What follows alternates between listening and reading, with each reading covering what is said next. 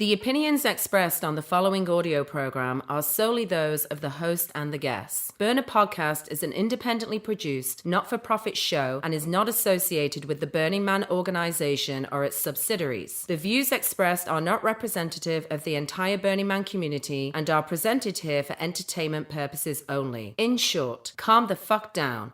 It's just a podcast. Hey, it's episode number 159, and it is 26 days till the man burns as of this recording. Yeah, man, we're cutting this one real close to the wire. Today's episode is our annual Pre-Playa Planner. It's the one where we geek out about stuff we're eager to see on Playa this year. It's historically been the fun, silly, easy one. It's the one people listen to on their drive out to the playa or during their last minute sprint to pack or decorate their bikes or whatever the fuck else it is you people who actually plan things ahead of time do. At one point during today's chat, the topic of the temple pops up, which I think serves as a perfect frame for the container I want to set for you right now. We're all kind of joking around during the story. We're all kind of joking around about this situation that many of us have probably found ourselves in if we've been burning for a while. It's Monday night. You just finished getting up your camp, like setting everything up, and the whole squad is out on their bikes, and we're all just laughing and having a silly time. Hitting the bars, catching up with friends you haven't seen since last year. Like, you know the vibe. It's simple, easy, fun. And then we end up in open playa and we're taking in all the magic LED wonderland within our sights. And someone's like, hey, where should we go next? And then someone else in the group chimes in and shouts, let's go to the temple. The first couple of times this happens, you maybe just go along with it. Like I did, till I learned my lesson. And hey, we all fucking love the temple. Like, I mean, obviously this show, like, loves the temple. But seriously, like, holy shit, talk about a buzzkill. I, for one, spend a lot of time at the temple each year. More than the average burner, I think, I'd imagine. But when I do, it's intentional. I've set the time to go be there. Monday night, right when we just finished doing whiskey shots at Duck Pond. No, not so much the time. So after that happened a couple of times, and I didn't want to be the one asshole who objected because I wanted to be cool or spiritually tough or something. I don't know. Because, you know, immediacy, I guess. I don't know. Because if this has happened to you, I think many of you would agree that the night can take like a real hard left turn.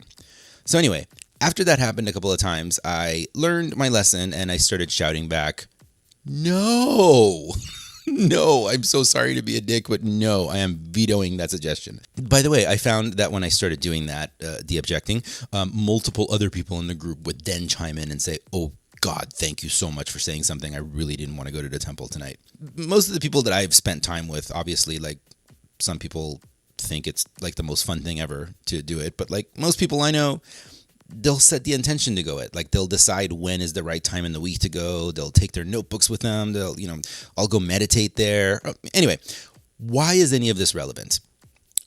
Well, I want to hold space for about, let's say 3 minutes, like the next 3 to 4 minutes or so in this intro before we dive into today's silly fun chat. Like, so we don't have to like deny the reality of the default world that we currently find ourselves in. Just setting a container for that. Yes, the world does feel heavier than it has ever felt. I'm sure there are folks older than I who might disagree, but I can only go by this limited single node perspective that I've got here. We may very well be smack in the middle of what in the future will be referred to as World War III. Like that's entirely possible. In previous years, it's been really easy to make this a silly, reverent, fun episode. But this year, there's just so much happening in the world that is affecting our overall sense of stability and safety that, in the default world, that is, that it would be impossible for all of that to not penetrate the art and the dialogue of our little alternate Burning Man dimension. There was a time when Burn Wall Street was super controversial because it brought politics to the playa. In 2025, I think burners would have a hard time figuring out how to keep politics out. The times, they are changing. Among the many ways Burning Man has been changing is that it is becoming more and more political. The freedom to create intentionally, inherently apolitical art is a manifestation of privilege, I think. We burners, we're pretty fucking privileged. Like, our pilgrimage is one only a very privileged few ever get to make. And Burning Man, try as many have, is no longer necessarily probably in a position to avoid that topic. Is this a good thing or is it a bad thing? Am I in favor of it or begrudgingly going along with it? Undecided. But there is no way around it. It's a conversation we must have. But all that said, we do have the power to set containers, to have clear intentions of why and how we're doing a thing. Burning Man need not be all things to all people at all times. And having clear intentions and containers are probably more important than they've ever been. For ours, for our community's mental health, for us all to thrive and keep dreaming and building big. To be a beacon, as I believe we are, of inspiration to the world outside the trash fence. This past year, I struggled with what this podcast's role is within this overall dialogue. I've shared some of that with you in some of these intros. Do I try to uphold the older generation's ideals? Do I spotlight the newer conflicting agendas? Do I just retire? Since, according to some of you out there, Burning Man is already over anyway. We'll see. The night is young. I think I want to get to episode 200. That's a personal milestone I'd like to see this show get to.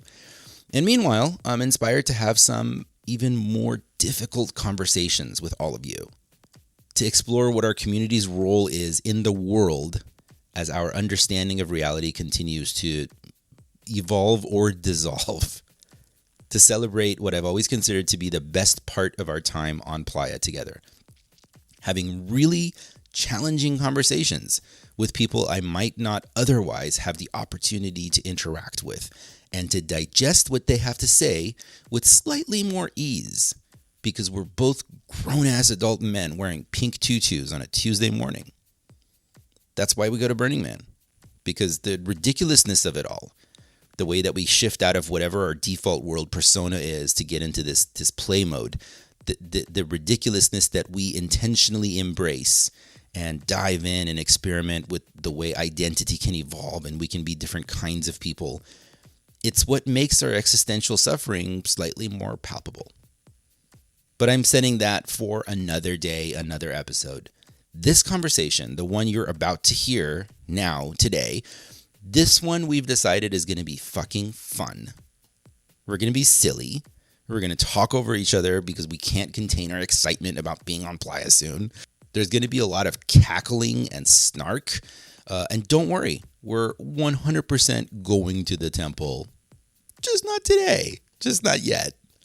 Let's just today forget all about the seriousness of the world and remember why we even started doing this to begin with. Today's episode is our annual Pre-Playa Planner. And in a devious scheme to do less work and make it look like I've done more, this is the episode every year where I lazily outsource all my homework to my guests. This year, I'm joined by 3 fabulous participants who know their way around the dust and then some. Joining our annual roundtable is Saffron, aka Sarah Burnett from ASS, contender for the greatest acronym of all time. That's Art Support Services, the backbone of Big Art on Playa. Artist, musician, selector, and community builder Shamiran. Shamiran's whose DJ set actually we'll be hearing some of at the end of today's chat. And Ultra Playa veteran and founder of Bubble Lounge, that's my camp this year, Esquire, whose living room in Venice we actually recorded this chat in. We're going to nerd out about all the art installations we're dying to see, bars we're excited to go back to, dance floors we enjoy melting in, and maybe an actual useful survival tip or two. But hey, listen, just the tip. So whether you're driving up to 447 or packing your trailer or waiting for your flight to Reno to catch the Burner Express or just quietly spiraling in your garage, I'm happy you decided to procrastinate on whatever you're supposed to be doing and joined us. Today's episode is entitled Road Trip to Burning Man 2025. I go by Mr. Arash, even though nobody calls me Mr. Welcome to Burner Podcast.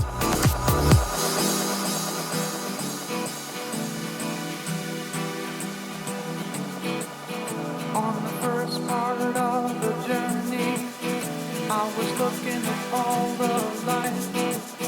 There were plants and birds and rocks and things. There were sand and hills and rain. The first thing I met was a fly with the buzz and the sky with no clouds. The heat was hot and the ground was dry, but the air was full of sound. I've been through the desert on a horse with no name. It felt good to be out of the rain. In the desert, you can't remember your name, 'cause there ain't no one for to give you no name.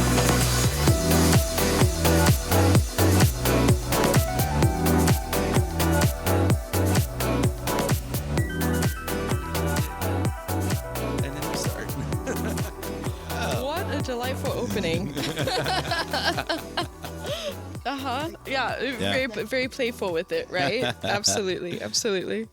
Since now we are recording, I'm gonna have each of you introduce yourselves, even though we just did the intro, Sure. just so that the listeners can connect the voice. And we'll start with Shamron. Yeah, they're here. All right. Hi, everybody. My name is Shamiran. I'm from Iran, and my first burn was 2014 by myself. And here we go again, 11 years later. And what else? Based in LA. That's good. Yeah. we're gonna get more into it. Yeah, I know. Right. You ask you're bringing. I Yeah. thought you asked if you're going because I wasn't sure. yeah. It literally just confirmed. okay. It's so glad because when you asked me, it was right after it was confirmed. I'm like, I'm glad I can answer because Yeah. it was like 2 days later. I'm like, I'm between, which is opposite of all these other years that I knew month later. Yeah. I can tell you, the last couple of years, for me, it's been like a game time decision. Yeah. You know, like the first, for everybody, right? Like your first year, it's this panicked, like spending like a year trying to pack things and prepare for things. And then this last couple of years, like last year, it was like a 72-hour lead for me. That's incredible. I'm like, I think I'm going to Burning Man. All right, fuck it, let's go to Burning Man. Yeah. Yes, Sarah. Let's go. Okay, awesome. Hi, everybody. My name is Sarah Barnett. On Playa, I'm known as Saffron. I work with Art Support Services, Ass. also known as ASS. We go out there and we serve ass. Normally, when I say that, I slap my butt. Yeah. And yeah, how many times have I been out on Playa? This will be, the first time I went out was 2022, and I have been every year since because I'm a sucker. Yeah. And I love it.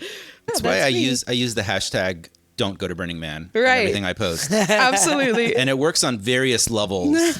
One of them being don't fucking do it. Now it's going to take over your life. Here's I feel like from May on, the only thing I talk about is Burning Man. And I just know I must be so obnoxious to so many people. And then there's after too. Exactly. And then, of course, there's after, and it's another 3 months of me just ranting and raving about all these things and experiences. No, I would like to. We are obnoxious. Yeah. I fully hold on to that. Yeah. Guilty. Guilty as charged. No, 100%. Hi, I'm Esquire. I first went to Burning Man in 1997. I was sent there by a television show called Strange Universe to shoot a documentary.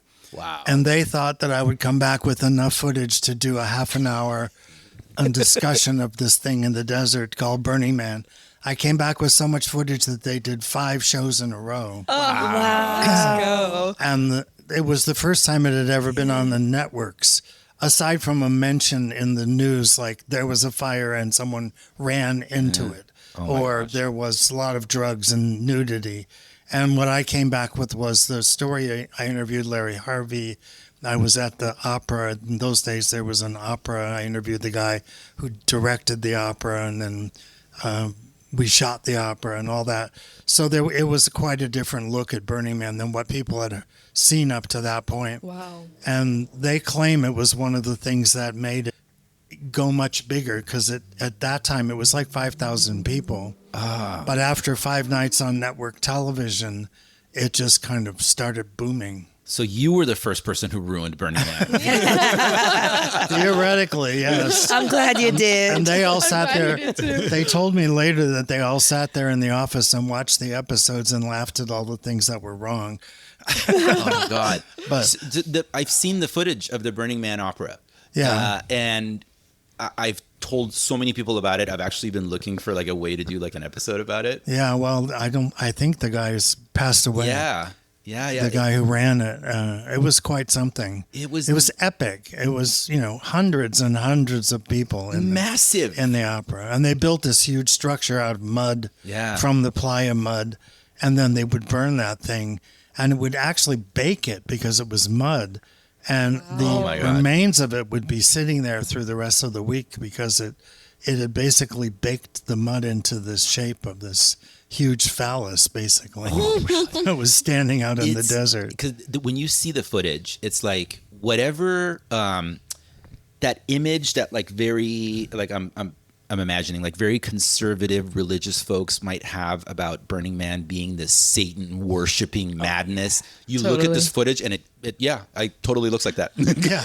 That tracks. Yeah. You're like, It yep, was- I would totally see this and think, yep, massive Satan worshiping. Yeah, it looked like a big pagan festival, basically. It was nuts. With all these people singing and dancing. And I love like his concept. This has really inspired me, just even in a lot of like my own creative work.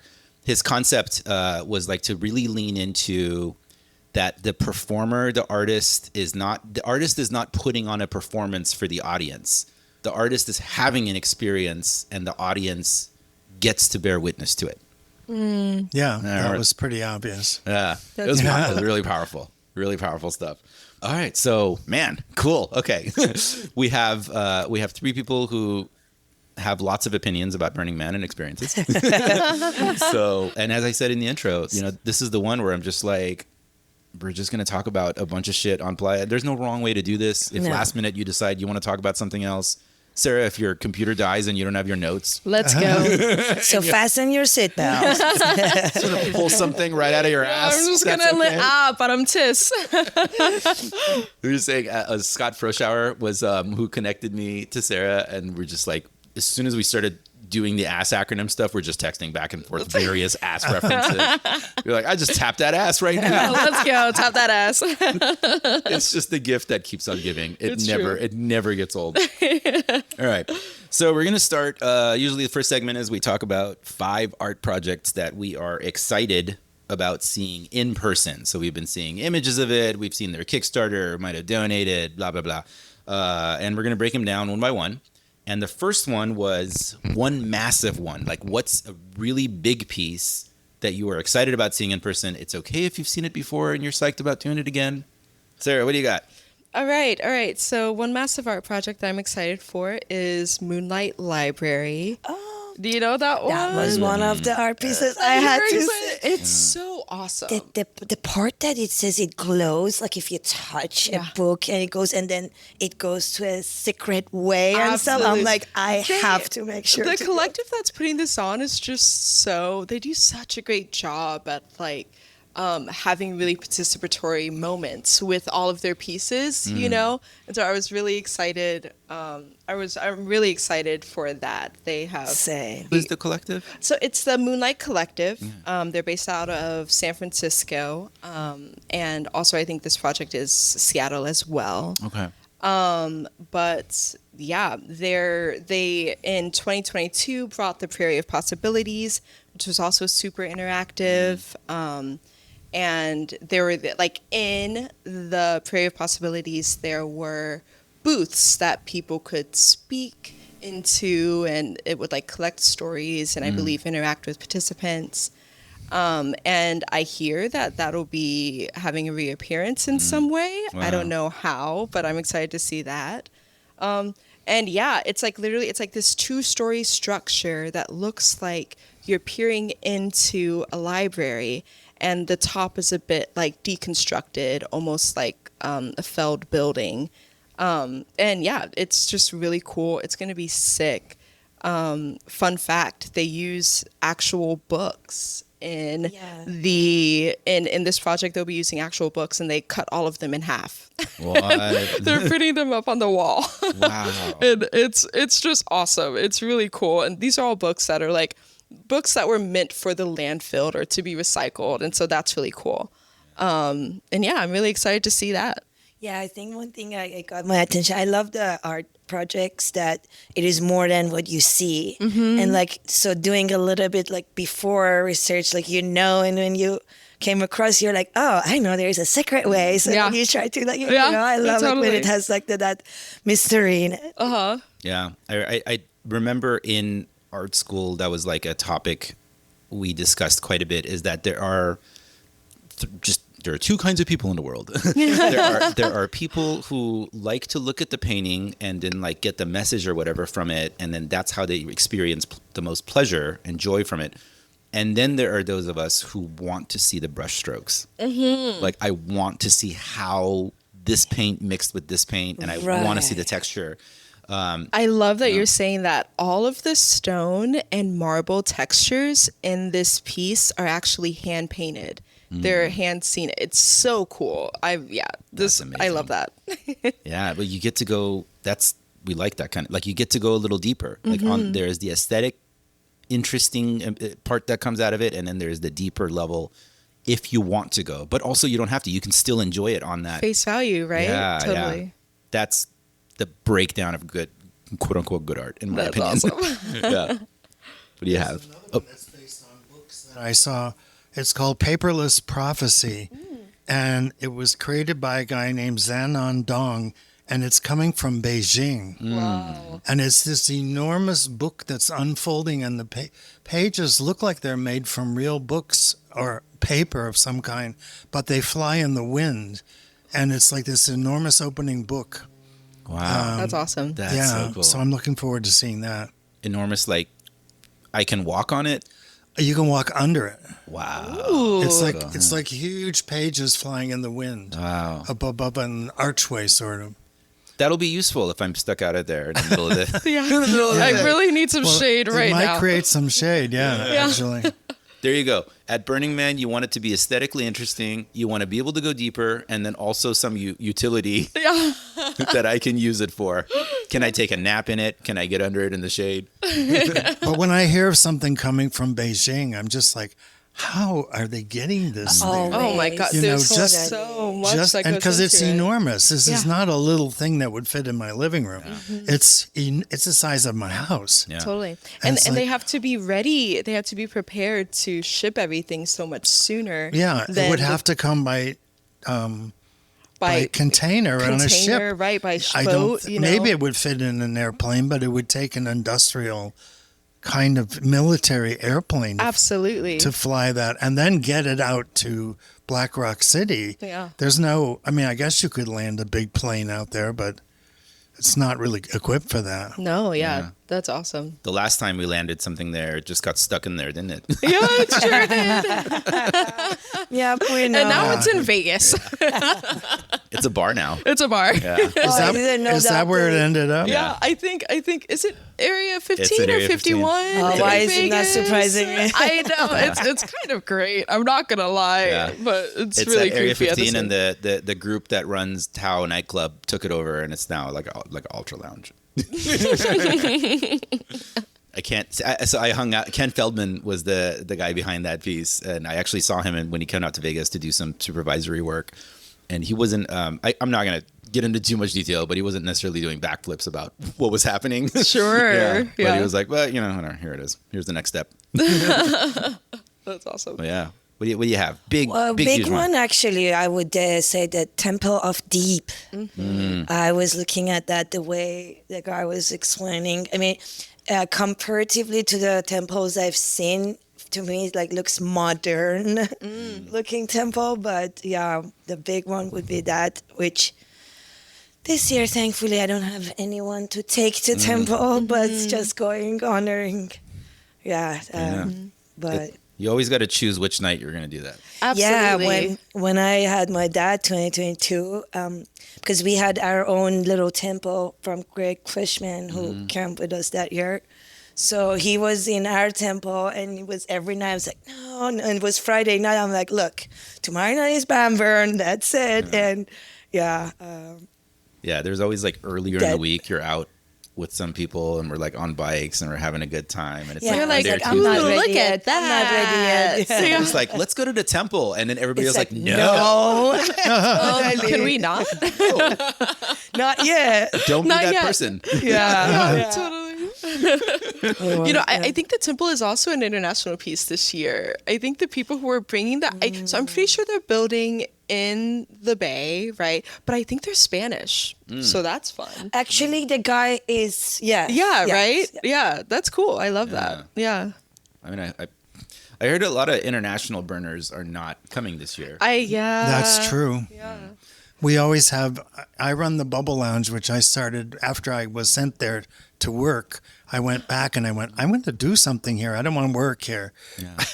So I went back, and that's been going for 25 years now. And we always have a large contingency of foreign people. And right now we have a few Germans that are coming, but that's it. Wow. And that's highly unusual. And it's because they're afraid they might have problems with immigration. Yeah. Mm-hmm. They just don't know if they might get stuck being asked questions for 4 hours in a windowless room. Yeah. And you really feel for these people because it's such an endeavor to get out to Playa. You know, some people have to get a visa, you know, and obviously they're buying their ticket, not only to the burn, but also to like their flights. And then, you know, what happens after that? Are they riding with a friend? Are they taking the Burner Express? There's so many loops that you have to jump through. And to say the least, you know, with current situation, not everybody's so welcome here. Exactly. To say the least. Yeah, Exactly. Right? Living it there, Yeah. So. Yeah, no, it's rough. You know, I was even talking about like going to Tijuana for something recently, and I'm like, I don't even know if I want to go through any border right now. Isn't it crazy? And it's literally like we're here in LA right now. It's Yeah. literally like such a short drive, you know, and yet still. No, you know? regularly. Whenever I've done interviews with like art projects that are coming in from not even international destinations, honestly, just even from the East Coast, I am blown away by the amount of extra things you got to go through. And we're here in Southern California. It's just like super easy to just like, and we were bitching about our plans for traffic or whatever. Oh, it's gonna take me 10 hours. You know? Yeah. Stop your bitching if you're local. Exactly. All right, let's move on to fun or funny. What you got, Shamron? I mean, so I'm going with a friend that she likes boobies. So like I was looking and I'm like, oh, I have somewhere to take you, which is Blessed be the boobies, and it's a swing with a lot of boobies. Like I love that so much. Blessed be the boobies. I love that. Burning Man is obsessed with the female figure.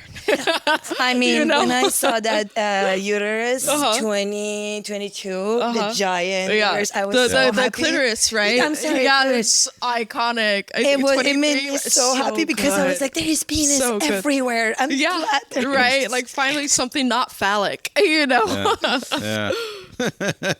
That's funny. I mean, we're generally in agreement that we're all fans of the female form. Yeah. You're not wrong. I mean, Come on. No matter where we are on whatever spectrum. Yeah, right. totally. I'm with it. I mean, beauty is beauty, right? The beauty is beauty, right? There's like some funny meme I saw at some point. It was like you know the meme with like is that Max or me going into? It's for dog, not Max cat. is attacking your backpack over here. Kidding. Should I get him out of there? I mean, yeah. We have a fellow guest here who's a very, very cute black kitty. And this cat is obsessed with Shamirod's bag because it has dog treats in it. It's so sweet. Look, he's really trying to get in there. Oh. We love Maxie. animals.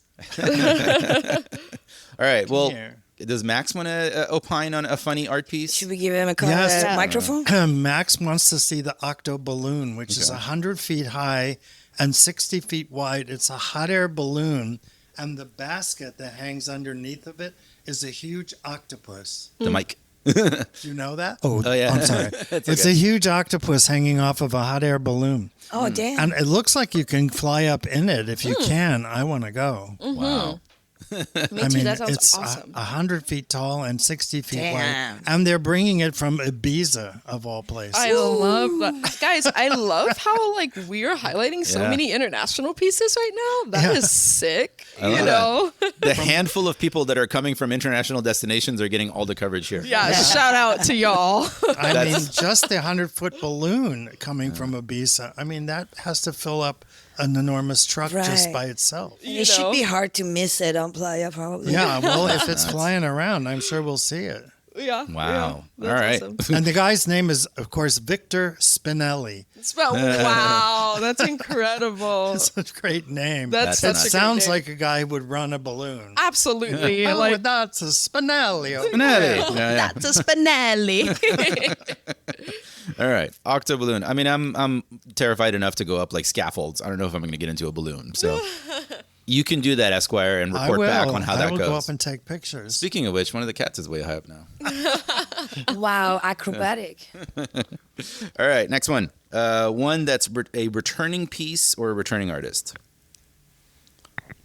I wrote down one that I think is a returning artist. It's called Arise, and it's a huge woman. Oh, And I saw it. So sick.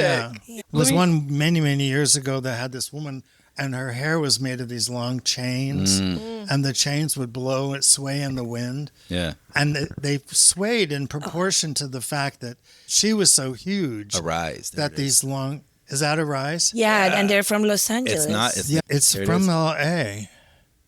I wrote down L.A. Yeah, I I think. see that. Yeah, it says Los Angeles. Yeah, Dreams Oh, I'm looking at it. Unlimited. Oh, is that's awesome. by Dreams Unlimited. Can I see the picture? Yes, yes.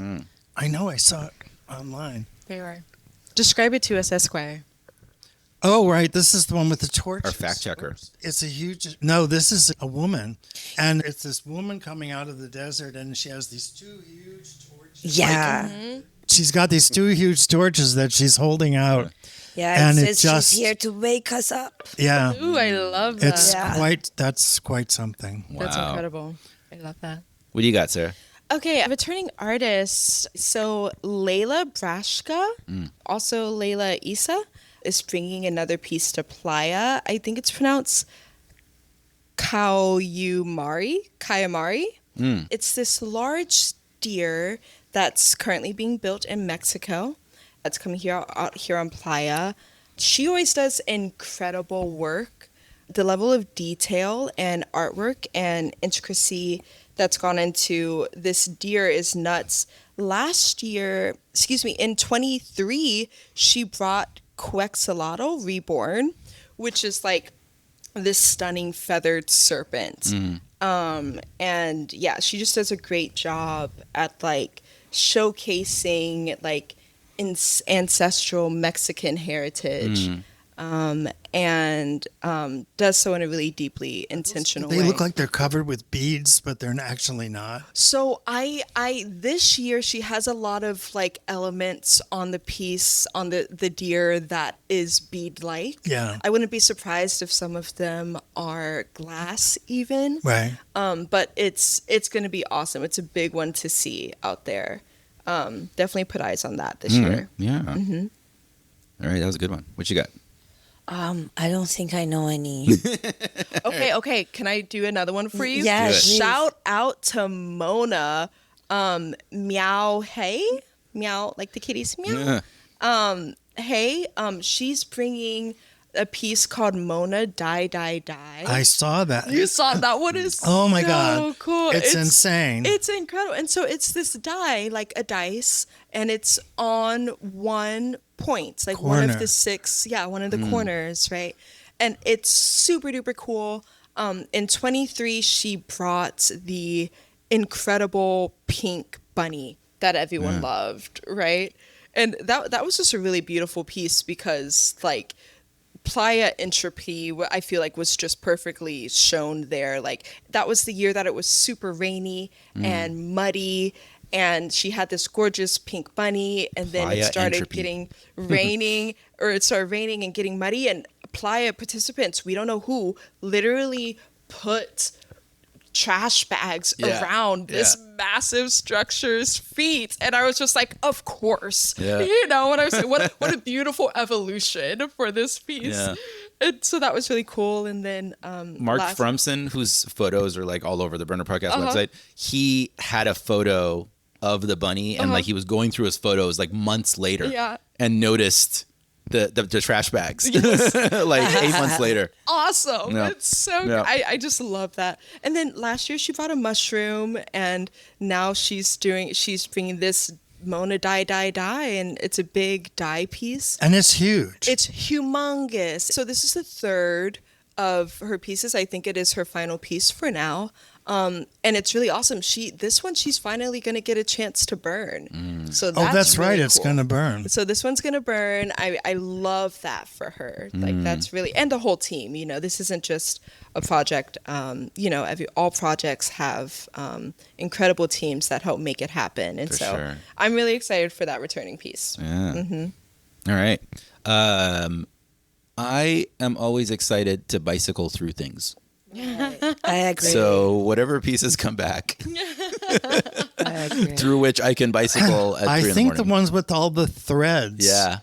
It's like a rainbow of threads. Yeah, And yeah. you can bicycle under it. I'm pretty sure that's coming back. You know, I kept trying to bicycle under that, but there's too many people standing There were under so it. many people. I was like, guys, can you get out of the way? Get out of the way of my bicycling. Yeah, get out of the way of my bicycle. Fuck your burn. Comfort and Joy used to have one in front of it that you could bicycle Oh, through. yeah.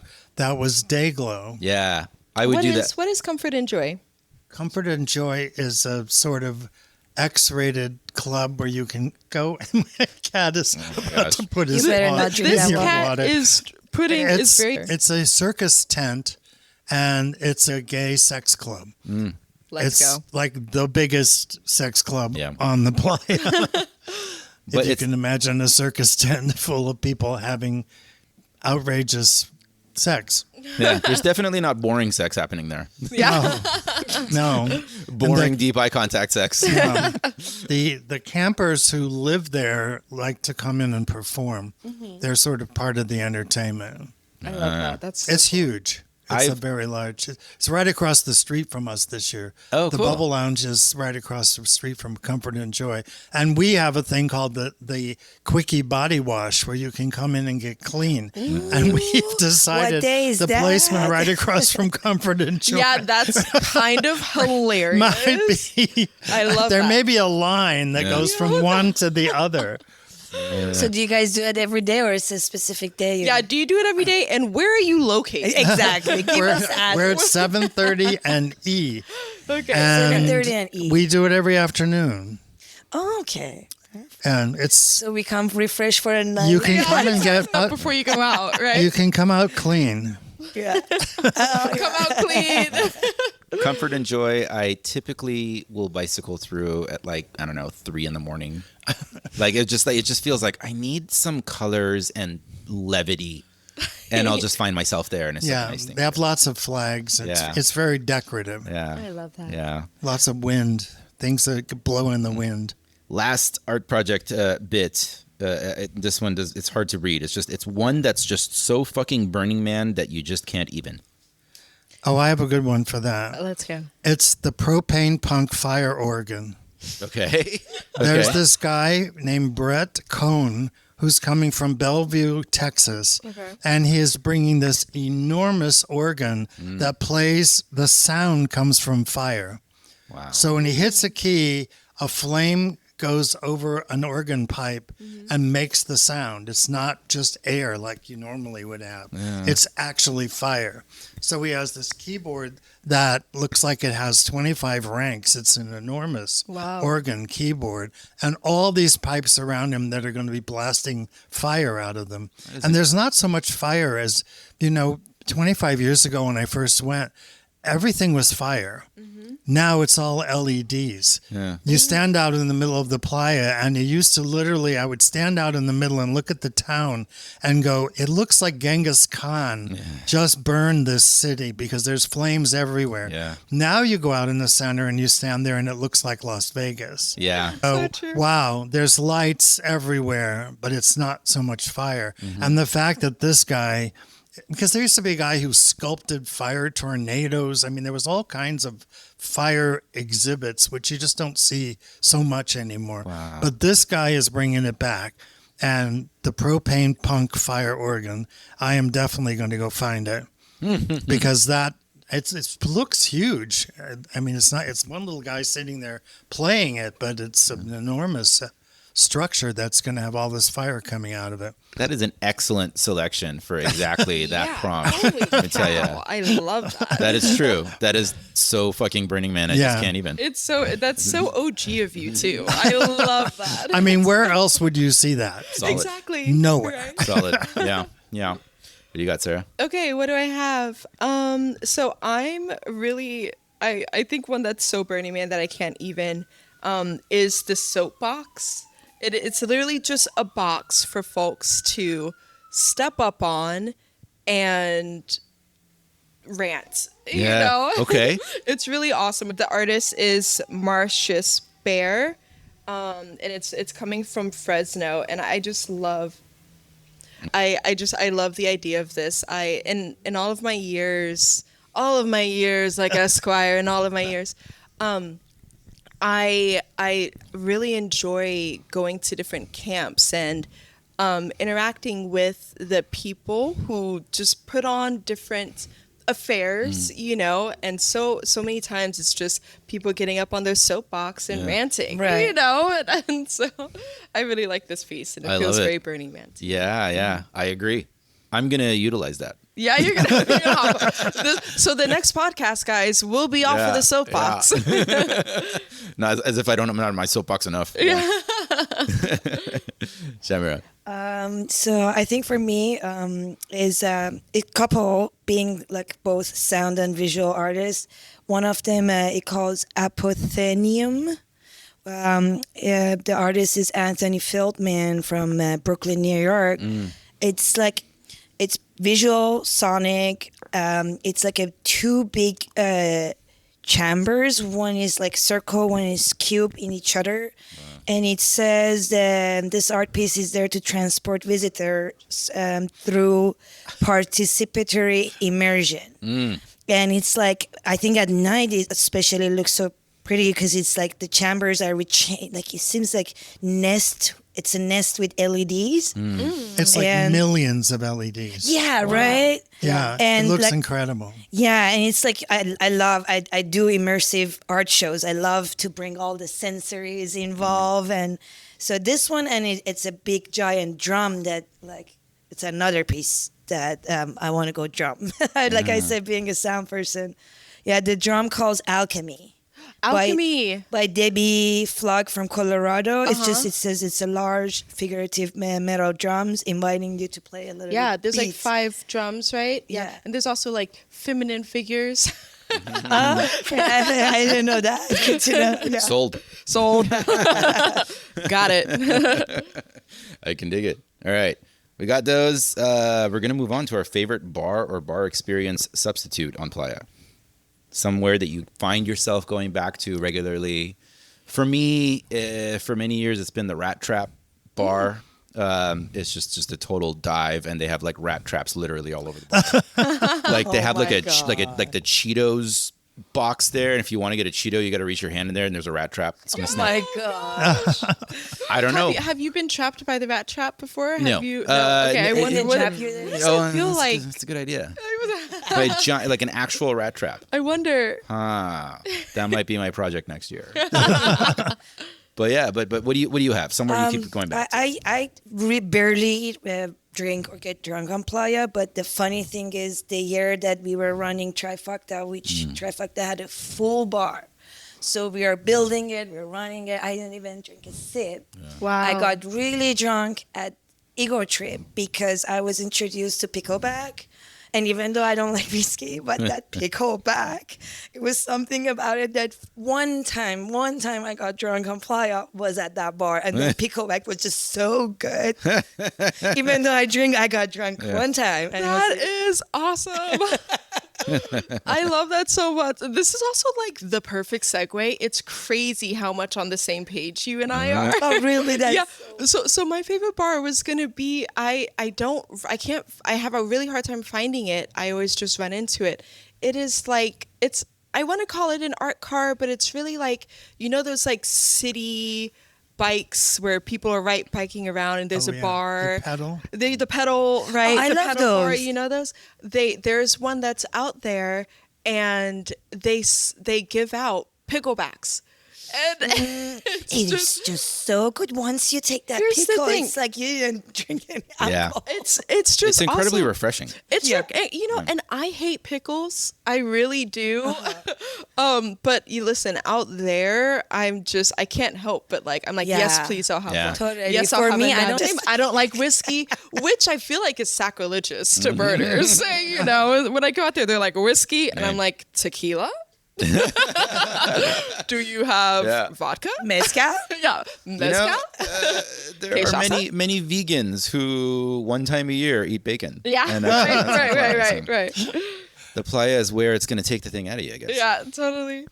I used to always love the absinthe bar, but I'm Oh, not yeah. sure they're there this year. I I looked on the would do list that. online and I don't see them listed as coming. I hope they're coming and just hiding. They're from Canada, right? The absinthe bar? Well, I mean, the basis may be Canada. A lot of the people that I knew were part of it came from San Francisco. Yeah. And they used to have 25 different kinds of absinthe. Yeah. Because everybody that was camping there would make their own absinthe all year and then drink it. And my favorite one was Monkey Knife Fight. That was banana flavored absinthe. Because absinthe itself doesn't taste very good. Yeah. Oh, it's Pretty- disgusting. It's pretty That's why they like do it with the sugar cube or yeah, something. So to they give would it do the whole ceremony there. But I know I once left the absinthe bar on my bicycle and I got about 20 feet and I fell over just sideways. Bonk. And I woke up at dawn.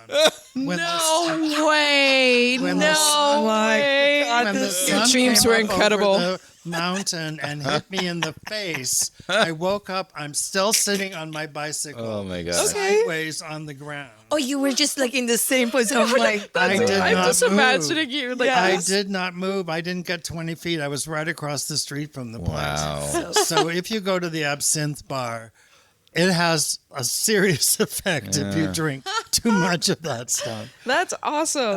I took a note. Yeah, I'm gonna. Yeah, I know, right? Putting that in my notes.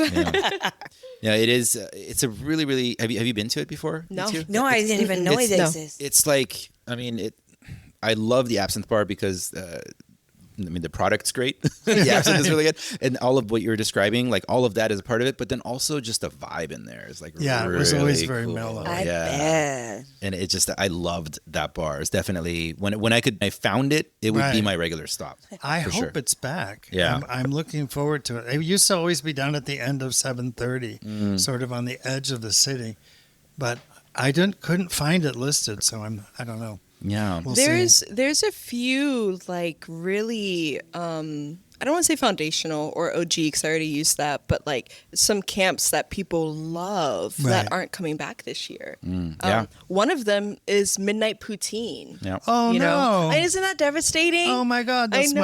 on my list. Is It's it one of my really? favorite camps? Yeah. Yeah, that place is just so awesome.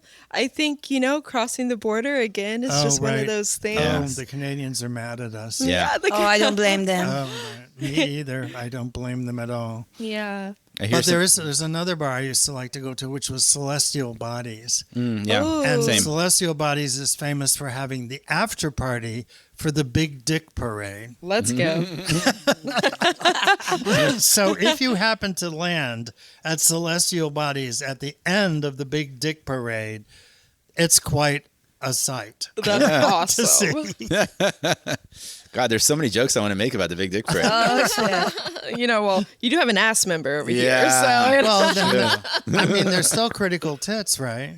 yeah, I think so, right? Yeah. Ass, critical parade. ticks, and Big Dick Parade. I love it. I'm with it. This is all very Burning Man. Yeah. All right. Favorite camp to visit or one that you're looking forward to exploring? I am really excited for Golden Guy Alley. I don't know if they're coming back out, but it's like a Tokyo-esque city block with a bunch of micro bars. Oh, yeah, I've been to that. It's so incredibly cool. Yeah. It's awesome. It looks like a real city corner. Yeah. They have absolutely delicious Mai Tais. So I mean, each bar is big enough for a bartender, and that's it. right? Yeah, totally. It's like a box with a person in it, and that's a bar. Yeah. And then next to it is another There's bar. I was another wondering when she said like a Yeah. you. I'm like, it's how like is going it? down a little alley of tiny little bars in Tokyo. It's sick. It was fun. down the block from us a couple of years ago, and we were Nice. there like every other night, and it is incredible. It's like it's definitely one of the coolest things in all the time that I've been going to Burning Man that I discovered, and it is. I looked into it afterwards. It's based on an actual place called Golden Guy, or I don't know. It Is is that the correct copied name? off of something. Yeah, they That's were awesome. recreating this block in Tokyo to actually like create that same vibe. And you go in there, and each one of them is a bartender like who specializes in a specific thing, and it's just like you and maybe like 3 people, and it's a really really cool experience. I certainly do hope. Always, they're also, it's back. always kind of hard to find, which Yeah. feels really special. Yeah. Right? You know, I don't look up anything on the map personally. either. I want to accidentally discover things. Yeah. I do a lot of asking people, hey, where did you go? Yeah, You yeah. know, like what was cool, Yeah. you know? Yeah, no, my favorite is I love it when people listen to this episode and then they accidentally discover a thing. And then Yeah. it comes up in conversation like 2 years later. Totally. Oh, we were listening to this episode. You guys Yeah. talked about blah, blah. I like it. Totally. But that's one of the reasons why like I don't stress about like sharing all the links and getting all like the artist names and everything, because like come on, be immediacy. Yeah. Be present. Well, I have one favorite a camp I want to go. It's Granny's Kitchen, and I have 2 purpose. One because so it's a camp of deaf people, Okay. but they have sound and stage and DJ, and a lot of my friends are gonna play there. Yeah. So not only I'm gonna go see my friends play there, but it's so amazing that they feel the bass. Wow. Oh, that's awesome. Yeah, and I only hear good thing. All my friends that played last couple years, they say about the vibe, how they're welcome. This year is the year for me to check them out, get to know them, and yeah. Do they have a favorite genre? I think it's like Drum and bass. both house Okay. and Yeah, tech. that's Okay. awesome. Yeah, because all my friends they play either of these. Yeah, I'm with it. yeah, it's Let's pretty go, That's Beethoven. cool. That's awesome. Did we get everybody camp to I look think, forward yeah, for camps, right? to? All right, let's Yeah. go to the next one. An experience, something that doesn't quite fall into a category, like the human carcass wash. What is just something you're going to do on Playa that you're looking forward to? Oh, this was about in future. I thought it was about. It could be the past. Yeah. Maybe it's back. Well, yeah. One of the thing that like crazy moments that always comes. It was 2017. If you remember Tuesday, a really gigantic storm, like a wall of sandstorm was coming 70 miles an hour. And we were at Trifecta. We just got done building, and my art pieces were all around outside. And I was just getting a little break, just like resting my feet. And I just heard her scream, "Shani, get your things." And I looked, there's this giant dark wall coming. Oh, shit. So as you photographer, I'm looking at my Rebel, I'm in my car, see my art pieces, and I'm like eyeballing, do I have time to go get the camera, take a picture of this thing? Oh no. And I'm just like throwing art pieces in people's car, camp, this, that, and like just save them. And me and my neighbor, we are literally holding on our shade because we just got settled. and this wall like passed us, and I'm like a flag in the air because he was taller, so he was but we got our shade down and this thing passed, but just that moment is it doesn't count. I don't think it counts on the No, that's a good story. That's awesome. You know what? I remember Rangers were like flying around, like telling everybody, like, batten down the hatches. You got to be ready for the storm coming through. Monster. It dissolved by the time, like on whatever our side of the city was. We didn't get hit with anything. Oh, we got hit like. Yeah, no, we heard stories of it, and there was literally like guys like walking. There was this couple walking in our street, and we're telling them about it, and they're like, "I think they're just playing a prank on us." I'm like, "No, this was." Trust me, the Rangers are not playing a prank on you. Like, No. if they're telling you That's this. so great and so flagging Burning the Man. No, it's a joke. It's fun, like, Daft Punk's not really there. Yeah. My one experience I'm really looking forward to is Daft Punk at the trash fence. Yeah. I thought it changed to Diplo. Yeah. You're right. It is Diplo. Oh my gosh. Yes. All right. So you know what? That's fine. Shamiran, change the question. Whatever. It could be a previous experience you want to share. No, I would love to go to one of those pop-up things. One year there was this huge thing called the Waffle, which was this structure that these guys from Holland brought, and it was made of thousands of sticks of wood, and it grew over for days and days until it became this like a huge temple in a way. And all of a sudden the word went up our street, Kruder and Dorfmeister are playing at the Waffle. And we all looked at each other and went, yeah, right. And then we see all these people running up the street, and we realized it was true. And we ran out there, and Kruder and Dorfmeister had just flown in from Berlin. Oh, they played at our. I helped with the sound at District 2023. They played Sunrise, which was the first night District did all nighter. Right. And they played in the Sunrise. It was the most magical time of the week. Oh my God, they're really good. So those things happen. Yeah. And so you don't know. I mean, sometimes they're fake. And sometimes they're real. You don't know. You have to trust your guts. Go out on a limb. Is it worth running halfway across the playa? Totally. Well, you might. That might not happen, and then you run something other magic. But something else will. Yeah, exactly. That's how playa is. Exactly. That's always guaranteed. Yeah, I am not looking forward to the experience of rain, if that comes. Do we think it's going to? There's word on the street it's going to come, but also there's word on the street it's not. Good thing is we're so experienced. Yeah. Well, it's been sort of wet out there. Reluctantly. Yeah.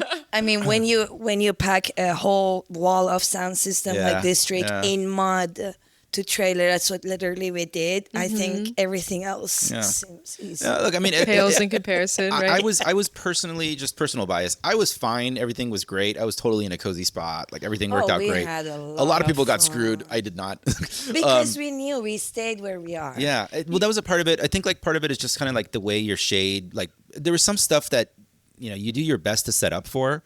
But like there's a video of friends of mine who like they were in a perfectly good spot and the shade was set up well, and then just the water right all over their tent and everything. Absolutely. So for whatever reason, the way mine was set up, we were in a monkey what do you call it? Monkey hut. We were in one of those, and just the way we'd set up ours, I stayed totally cozy.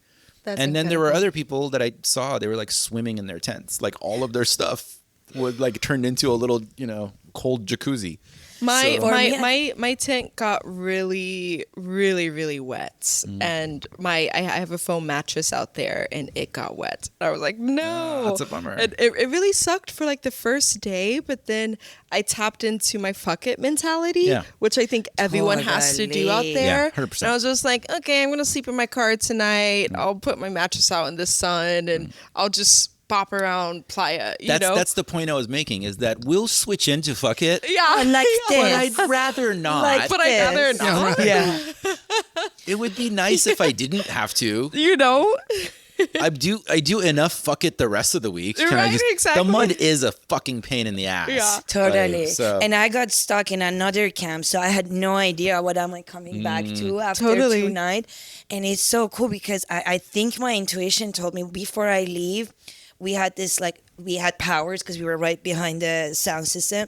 I put my whole power thing on a stool and cover it. I have no idea why.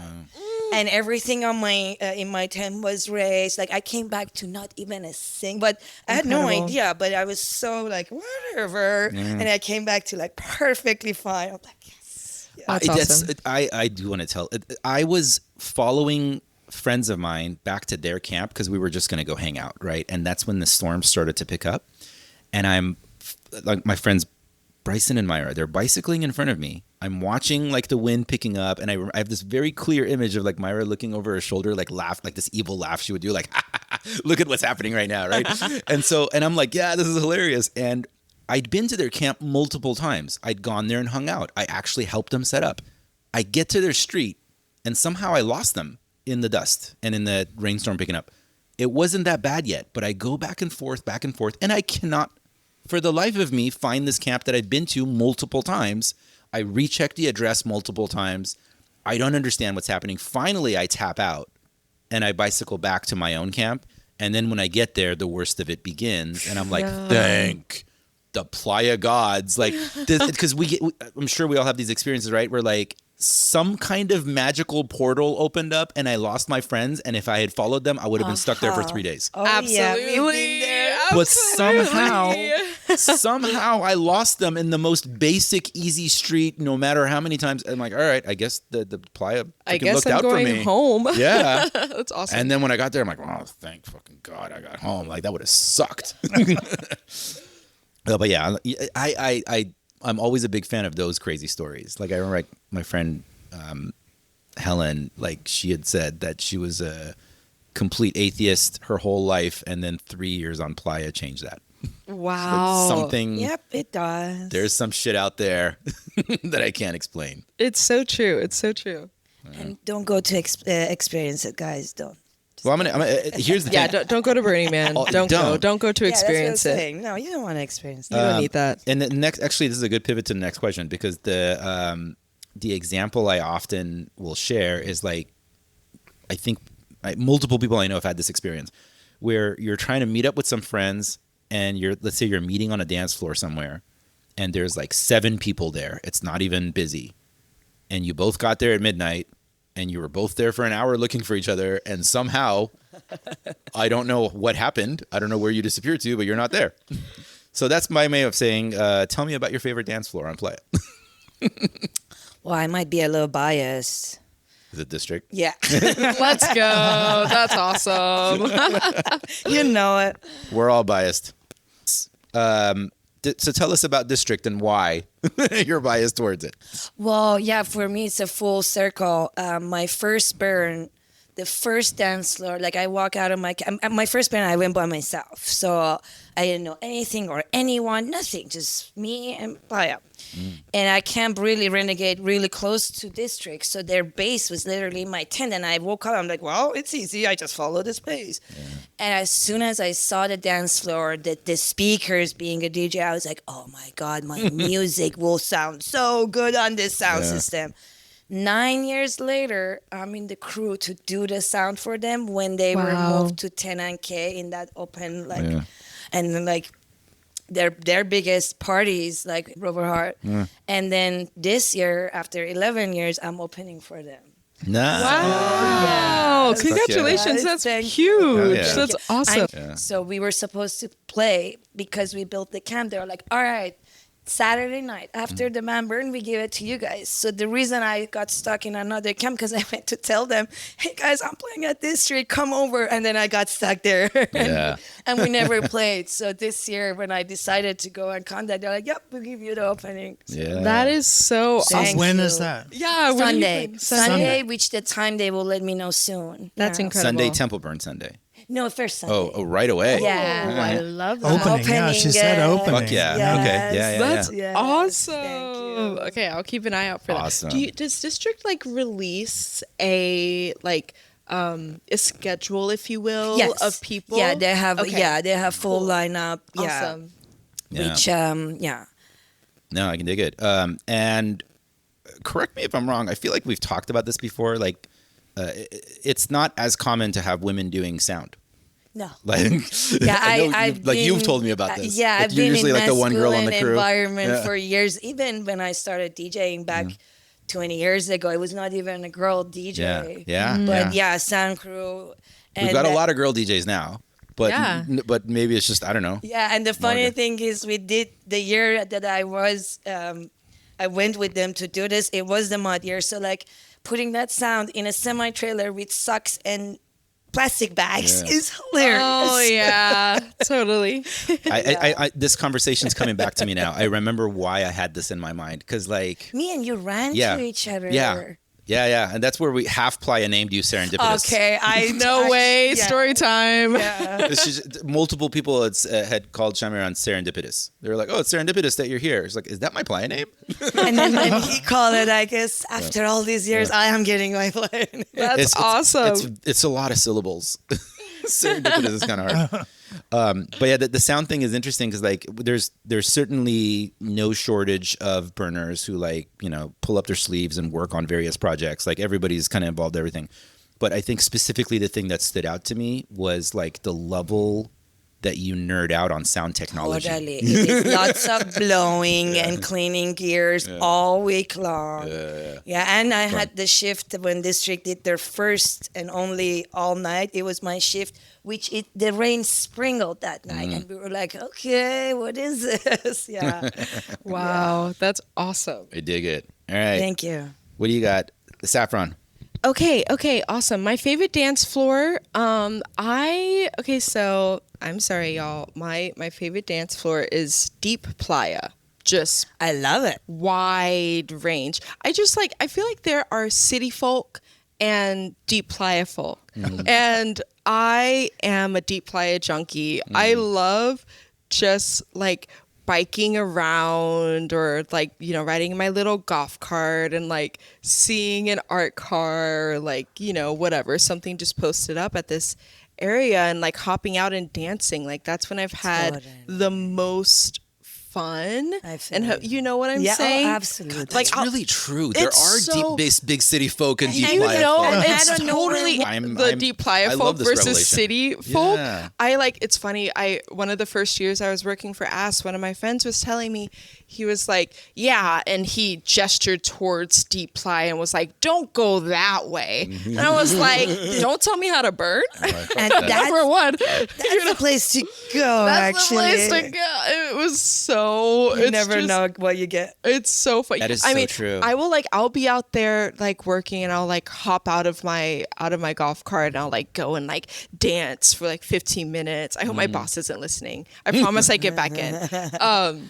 And I'll like go out and just like party, you know, and it's just so good. And you know, there are other dance floors. Like I really like Root Pile. It's not really a dance floor, but they have really good music. I really like bluegrass music. I spent a lot of time in Kentucky, and they hold a really near and dear like space in my heart. But yeah, man, like Deep Playa really, that's it for me. That is it. Yeah. I'm gonna really be playing with that for the rest of this. So true. You have people who prefer to be in Deep Playa as much as possible, and I'm more of a city folk. I was gonna say I would quick like gauge on the room, city folk or Deep Playa folk. I would tell you very specifically, it's because I don't like having to worry about my bike. Oh, totally. I fucking hate that. It's just like in the back of my mind constantly. Like, so if I can just leave my bike and not deal with it, but then the problem is if I hop on an art car and end up in Deep Playa and then sun's coming up, I'm like, well, I'm fucking stuck out here. I guess I gotta get home. Or you're like, all right, I'm staying here until they go back, right? Yeah. I think I have the love to both because when 2023 District was in the corner, literally I come out in the morning when I'm brushing teeth, my whole view is open, and it was a very different experience. As much as I love to see my neighbors and have like some interactions, but that view just like you can see all the way. Like I can see Drawboard House people are still partying. That's awesome. Like, it was a very interesting feeling to just have that open view at where you leave. Yeah, in that 1 week. Yeah. That's awesome. What about you, Esquire? Are you a city folk or Deep Playa folk? Well, I think I'm a little bit of both. I used to like to go out with Charlie the Unicorn. Oh, they're my friend. Yeah. And Charlie camped with us. They joined the Bubble Lounge for their last year. And so to go out with Charlie, and then they would just park somewhere and would become an instant party in the middle of awesome. nowhere. So, I mean, I know that You deep know? playa fun thing is just, being on that and then just watching the crowd sort of assemble out of the dust. And then, but when I was in town, I would like to go to the Deep End or District. I don't know, does the Deep End even exist anymore? I don't know, but District goes District hard. does, yeah. District is where it's Or the at, y'all. opulent temple, which Especially used for to be out on daytime, the yeah. other end of town. So I have two things to say about that. One, if you had to choose the city or Deep Playa, what would you do? Ooh. Because I love Deep Playa, but I also just don't want to do I it. would probably choose the city just because it's more accessible. Totally. I mean, the fact that we had access to Charlie made the Deep Playa reasonable. And I knew if Right. it was coming home, it was coming home to where I lived. You had so- art car privilege. I didn't have to. So- I didn't have to get home from wherever it landed. So wait, is the Charlie Unicorn parked with you guys 2022 or 3? Like you guys? It was the just before COVID. Okay, so you guys weren't together. 2019. Do you have No, that sound was the too end. at Bubble Lounge? Sound We and have music? we have a DJ inside, but Oh, it's does- small. It's the size. Yeah, but does Chino Sound do the sound for you? Chino did the year Oh, that they were with us. He was in charge Yeah. of our sound then. Shout yeah, out I to was Chino. supposed to play on 2022 when I camped very close to them, and then something happened that I had to send a friend. I gifted that set to a DJ friend from UK, so Oh, wow. he came Nice. and played at your camp. I was supposed to play at your camp. Oh, cool. Yeah, that's Yeah, we funny. have DJs When you saying said the today. relation with Unicorn, I'm like, no, it is the same bubble because I remember it had Yeah. bubble, but which, yeah. I love that That's the connections awesome. are happening on the Yeah, show. it's so live. fun. Yeah, that's awesome. Yeah. Yeah, so Chino is who is the same person that do the sound for District that Yeah. I was involved with. Yeah, he was Yeah, there. he's a very good friend, He was- amazing sound That's what engineer. he camped with us that year. Yeah. Well, fun trivia fact, which was going to be the second thing I was going to say. Ken Feldman, who led the 747 bringing out, he made Charlie the Unicorn. No way. Yeah, and then Diva I was surprised to learn that Danielle. on the interview with him. I had no idea. Yeah, right. That's No, awesome. he was part of that group. Yeah. I love Yeah. that. Yeah, so I was just so close to play at your camp 3 years ago. All right. We're getting towards the end of our All right. our chat here. So I want to know about a self-care tip. Who wants to start? I have a short one. All right. I love it. Electrolyte changed everything for me. Very like Electrolytes. That, Okay. yes. Yeah. Because you get sick of the water. Like there's times that you're thirsty, but you get sick of the water. What I do is I always go double bottle. One is water, one is electrolyte. I literally didn't know that much of a lip balm. The year that I went with a jar of electrolyte, I merely used the lip balm. So And which one do you recommend?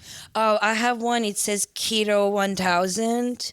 It has the perfect ratio of all the like minerals, and it's not too sweet. I don't like too sweet. Yep. I like their watermelon taste. Yeah, There's one that I get at like Walgreens. God, I wish I could remember the brand. and of then it. Element. A lot of them have sugar in them, so you got to Yeah, like no, watch these for that. are- no, these are Yeah. zero. They do. Everything I get is zero sugar. Which is like it's strange. I'm like, why is electrolytes without sugar not more common? But you got to like really check that label. yeah, and if Totally. you want to get the better brand, Elements is really good. No Elements? sugar. Elements, yeah.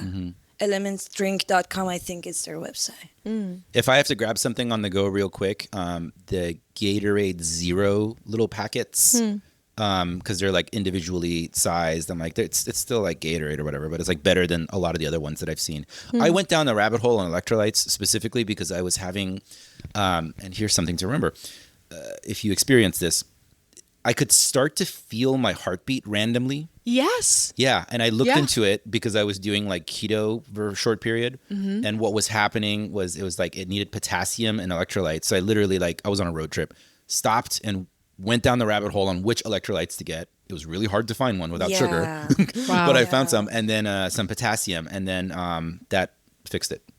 That's crazy. I find sometimes when I'm like looking for electrolytes, I'll get something that's great, and then that will be what makes me feel my heartbeat, you know. And I'm like, is it the caffeine? Is it what? You Yeah, know, I wonder. My understanding it's at first I was like, is this heart palpitations? Yeah. And it's not. It's, Am I you're well? just all of a sudden you're becoming aware of it. Your heartbeat is still normal. You just randomly become aware of it. Totally. And like that's just I've learned it seems to be often a signal that you need some electrolytes and potassium. Cool. Yeah. But what do you have in self-care tip? Let's do Esquire. Ready to go? Don't bring too much food. Oh, that part. Yeah. I Absolutely. mean, even if you do and you have extra, make sure you drop it at the gate when you're leaving. Well, you can only do that, though, if it's in a sealed can. Sure. You know, if you bring too much of anything that's open, they won't take it. No, absolutely. I just find that you don't eat as much out there as you think you're going to eat. Totally. Because of the heat and possibly the dehydration sort of, that you just don't consume as much food. True. And the first few years I went, I came home with boxes of food. I was like, what am I, crazy? And we used to cook in our camp, and we would cook one meal a day, and I found that was enough. I didn't need any more than one meal a day. Totally. And, you know, if you could just bring things that are easy and snackable, Yeah. you'll find you eat small portions. Yeah. You don't really want to eat a huge meal because then Totally. you're It'll gonna- bog you down, then right? You're weighed down and you don't feel like moving. because- Absolutely. especially during the day when it's so hot. Exactly. I love In the that. evening, it's a little bit different. But that's my biggest advice to people who have never been. I agree. Is bring moderate amounts of food and snackable things that are easy to open and just eat immediately. Totally. That you don't have to cook and prepare. Because who wants to do that out there? Yeah. I can tell you, in my over a decade of burning and regionals and all that, I have never figured out how not to bring too much food. I always come I home have with failed this every a single time. bin, and I'm like, come on. You're very honest. No matter how much I undershoot, I still end up with excess food, and I don't know what I'm doing wrong. Yeah, Totally. My first burn too, because I didn't know, and I was going alone. I had so much water and food, but thankfully it was all like closed. I was like at the gate leaving. I'm like, here, please. Have this. Have that. Have this. That's Maybe you awesome. can find a way to apply the wisdom of Coco Chanel, or it should say, before you leave the house, look in the mirror and take one thing off. Ooh. So maybe like pack all your food, and then before you leave, Leave one box behind. Exactly. A whole box, right? Yeah, one- Exactly. Things you like the least in one box and don't take it. Yeah, Yeah, yeah, totally. you want that. I love that. Self-care tip, Saffron. Okay. My self-care tip is to bring a grounding rod with you, and that can be many different things. For me, I have a glittery sunscreen that I love to put on. It makes me feel really awesome. And that helps me just ground and, sort of tap into myself. I also have a fanny pack that I love and only has enough space for the essentials, my ID for bars if they ask for it, my electrolytes, you know what I'm saying, my credentials. I also have like a onesie jumpsuit that I like to put on whenever I just need to be held. You know what I'm saying? Have a grounding rod with you, and if it's not something that you can bring that is your own, maybe it can be a person. A teddy bear. It's pretty solid. Yeah. I was given that advice my first burn, and I did not understand it till about my fifth one. Nice. Yeah. But yeah, it's something like for me, I always have like the same blankie that I bring with me no matter what the festival is. So no matter what's going on. good. It wraps you. Yeah, comforting. It's a blankie a person I dated gave me, and it just stayed with me. It's like my little hug. That's awesome. Yeah. And I was like to share this too. I don't know if this is a self-care tip. I guess it's like a hack. And if you have any thoughts on this, I'd love your feedback too. Everyone swears up and down that whatever their bit is like the most important thing ever. And I've learned to just go like, you don't know, you're different. You might like this thing. Somebody else might like. Totally. Somebody might want more food. Somebody might want more shade. Whatever. But the one thing that I discovered in all my years that I think was the best bang for your buck ever, and I'm amazed that I don't see more people utilizing, is a electric cooler. Ooh. I got my like plug-in one super cheap for like $150. We had like somewhere to plug it small? in. It's the size of a cooler, like just a regular cooler. They have battery powered ones that are about $300, and like I had that during Mudman. like not having to deal with ice the entire week, fucking game changer. Noted. Noted. And I was turned on to it because when I went to Africa Burn, like everybody had freezers. Everybody. Wow. And they had it like plugged into like solar or whatever. And I remember came back to Burning Man, I'm like, I don't see anybody doing that. Everybody's spending a lot of money on like Yetis and all this kind of stuff, but you're still dealing with ice all week. Mm-hmm. Fuck ice. That part. That part. In every possible way. In every way. Yeah, any kind of ice. You heard me. Well, Frozen things you're must camping with melt. The Bubble Lounge this year. The Bubble Lounge offers free ice delivery to all of its campers. Oh my that's God. No, not free actually. You have to pay for the ice. Yeah. Okay. It's a free service. What I know. glamorous. I don't even have words for this. Yes, I know. My Well, God. I'm turning it over to the younger generation this year, and the younger generation came up with this plan. Yeah. I That's love it. awesome. And they said to me, "Okay, well, when do you want ice delivered at your tent?" And I'm like, "What?" And they said, "All you have to do is pay for it." And I said, "Just fill out this form. It's online, and you can get ice delivered to your tent." And they were like, "Really?" That's Wow. awesome. My journey keeps getting easier. Well, for the rest of you listeners who are not Camp with Bubble Lounge, I highly recommend electric cooler. Of course, then you have to have electricity. I was about to say that is the follow-up. So right? I had electricity half the week, and my stuff stayed frozen, because I just like, you're also like generally you want to have good protocol, not leaving it open. But for the most part, it stayed pretty. For $150, I felt like that was a pretty easy investment. That's what it cost? The one that I got, I've not looked this year, but I found one for $150 that was like pretty fucking big. So now you add the tariffs. Ay. And look, it cost you $175.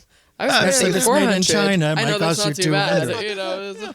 Listen, I the didn't say thing it was free. I said it's a good bang for your buck. Right. Yeah. No, it sounds like a great idea. Yeah. And we're coming Especially up if you to camp more than like Burning Man, it will come in handy. a lot. Totally, Right. absolutely. We're gonna wrap our chat here. We're here at the end. My parking meter's run out. I want to know food. A favorite food adventure that you are looking forward to. Ooh, I have a big. That's a really good one. transition, actually. Here we were talking Yeah, about I food. love that. I did that on purpose. So I would recommend you guys Wednesday night Camp Universal feed more than 1 year that I helped with them. They fed 1,000 people. Wow. Full on Persian food. Like I'm talking sides and everything. The line, which is a very fun line, goes blocks away. Wow. And not only when you come, they feed you, they like serve you. Then you pass through this tea house, you get the food. And then on the back, they have a lounge for people to sit, hang out, and the Nice. music. It's amazing, which became my ritual Wednesdays. At Camp Universal. That's awesome. I'm going to set the intention. Let's see if it happens. That sounds great, though. That's awesome. Love to get some warm sabzi on a Wednesday night. Oh, yeah. The best. Some people, I heard people said this is like our main real food of the week. Like they always planned. Yeah. All right, sounds good. Okay, I love moon cheese. Okay. Do you know moon cheese? cheese. Moon cheese is on Esplanade.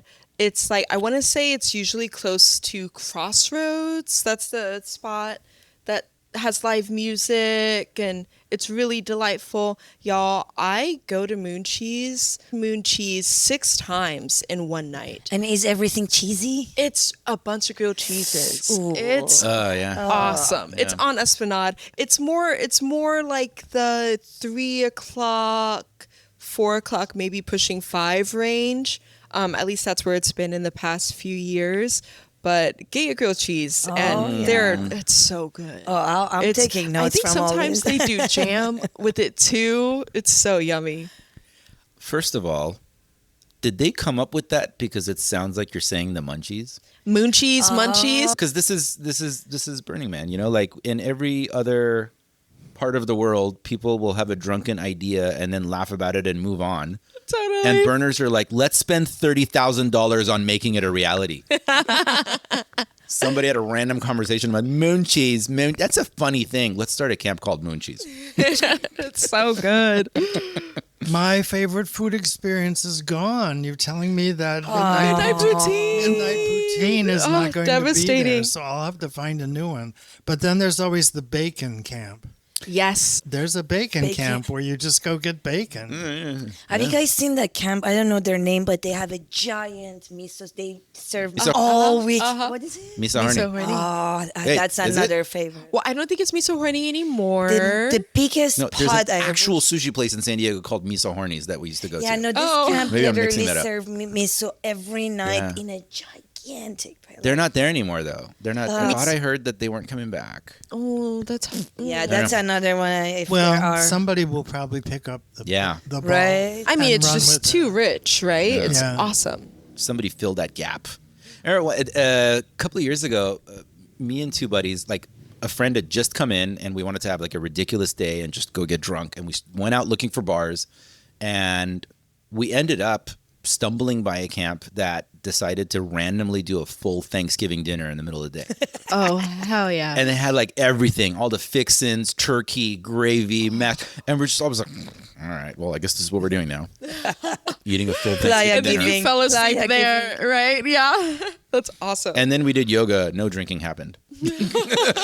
While we're on the food theme, I have one more art thing that we should put in here. Yes. There is an art piece called Drop.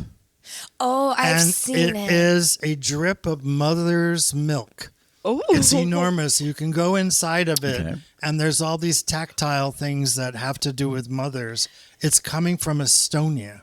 Yeah, Wow. I saw the artist actually talking about Yeah. it, and we're raising awareness for the contaminated like microplastics milk. Yes. and right, Right. all the Yeah, things. so like that- how, yeah. Right, but it's a huge drop. Yeah. And you go inside, and there's all this interactive mother's milk Wait. stuff. So since we're on food, I thought that. There's an actual milk, though.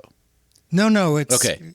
It's the art No. piece. but there might Although just be. There might be. Although that You is never a know. Burning Never Man know. experience I have had. One day we were Drinking sitting in front of breast our milk? camp, and a woman walked up and she put her breast out. There you and go.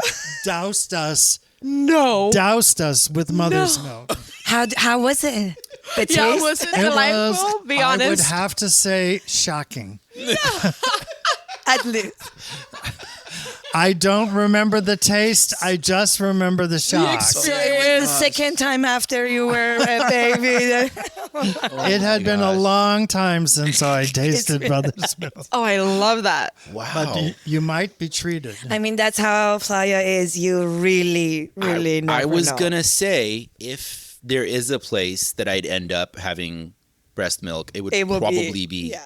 It would probably be on Playa. Right. All you lactating ladies, you know what to do. Right. I'm all of a sudden hearing all the single ladies, all lactating ladies. All the lactating ladies. All the lactating ladies. Well, oh my gosh. we can all meet at the drop. Yeah, absolutely. Volunteers or a crew that helps make Black Rock City happen. Start with Shamiran. Yeah, because I love it and I have many Yeah. pictures from them. These guys that they bring the street lights, which is like lanterns. The and they- lamplighters. Yes, and they do it in such a ritual. Like you just love like sitting or standing, just looking at them, bringing them on their shoulders, carry it, and one by one put it on these long ass sticks, putting them up Such a every day, vision. and then taking them off. And I think I have like gazillions pictures from them yeah. because it's just beautiful. Their dress, their way they do it, it's so with grace and Reverence, right? yeah. And the Lamplighter Bar is actually a pretty cool place to hang out. Oh, I haven't been at their base. Yeah, it's a great place. That's Yeah. awesome.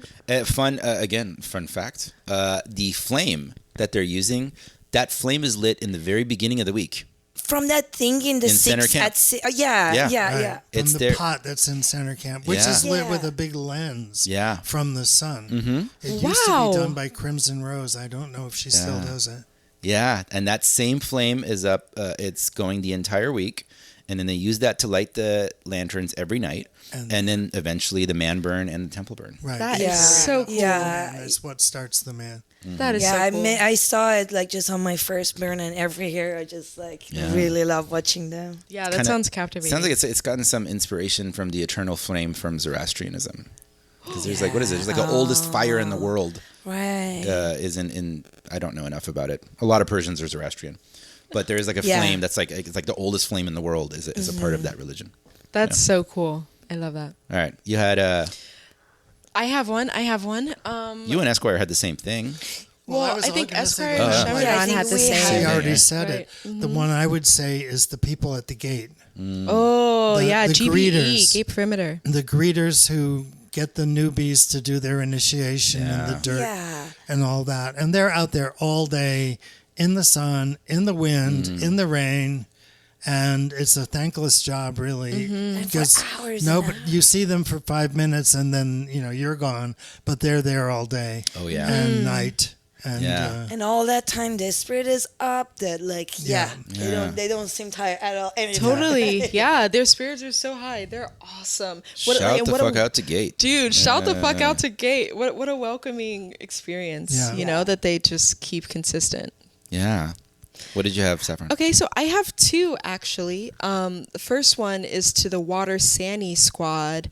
The water sanitation people, many of them are volunteers. Think that some of them are people who literally, like the folks who go and pump the poop from Pump the poop. your RVs, and the water team with the Water Sani also like helps provide water to camps and also art pieces, and they're awesome.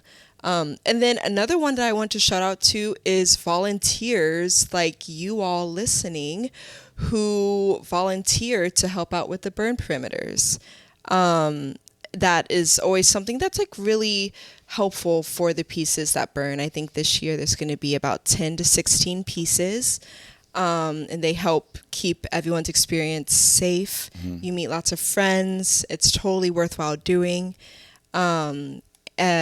Yeah, you can go to the Burning Man volunteer questionnaire on the website and select burn perimeter support. They always need a hand.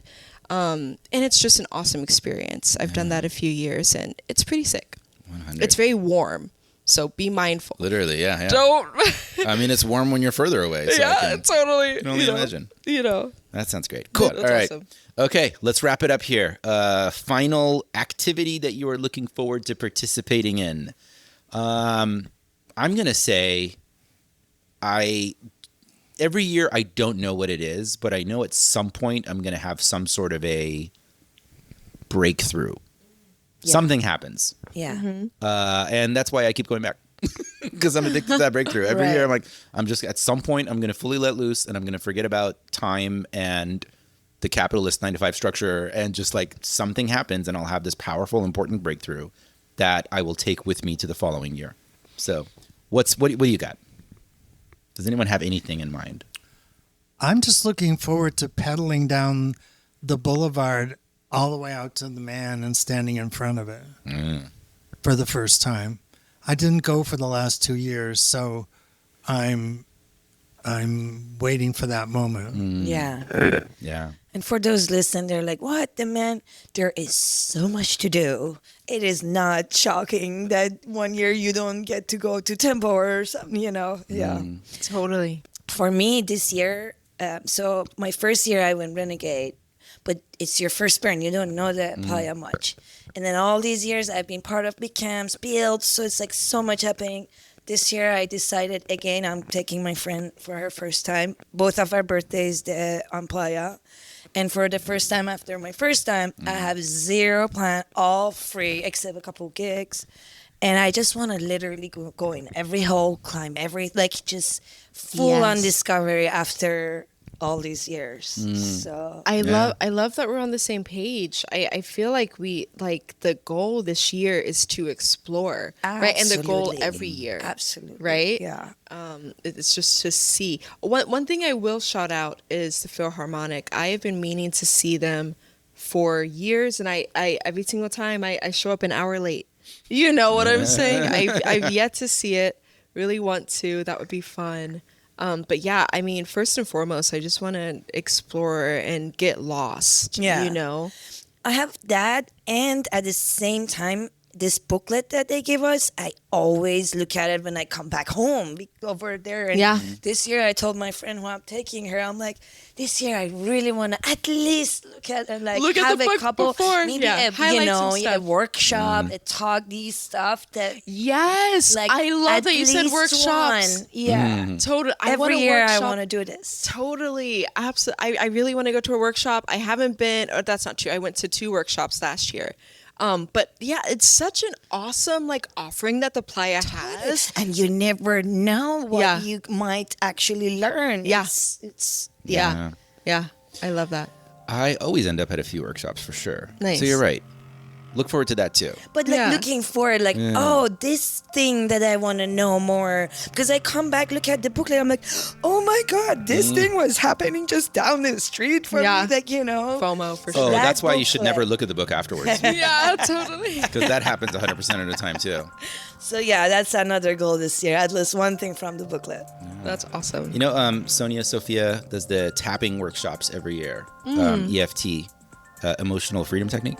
And I don't do it all year, but then once a year, if I do catch one of her workshops, I'll go do it there because something happens when you're out there. Like, I think our energetic centers are just more open. So I will feel like stronger shifts from doing things out there that I won't as easily out in the default. There is one I know I'm going to go. It's Emily Fletcher. She does Ziva meditation, but I know like that one I heard her on her Instagram. So I know I want to go to that one, but we'll see. You always plan and you let it happen. And then you show up an hour late, right? Yeah. So. Yeah, good luck. Or you miss completely. You remember the next day. The next day you're like, oh shit. I can dig it. All right. We're going to wrap it up here. Thank you. Big love to Esquire, Saffron, Shamiran. Thank you so much for doing all my homework for me and making a show happen. Thank you. Thank you for having us. Yeah. Thank you for having us. Yes. Yeah, thank you, Esquire, for your amazing home in Venice. This has been really, really awesome. So we're going to do a little outro thing here. The music you are hearing in the background right now as we speak is from Shamiran's set. This was, you said the night. Tell us real quick about this set. Okay, yeah. So it is the year that we were like literally the next day of this set. We took off to go to the sound for district, and we knew my birthday is gonna be during the build. So we were like, yeah, no birthday gonna happen then. So they did a birthday right before. It's a sunrise set with the same crew.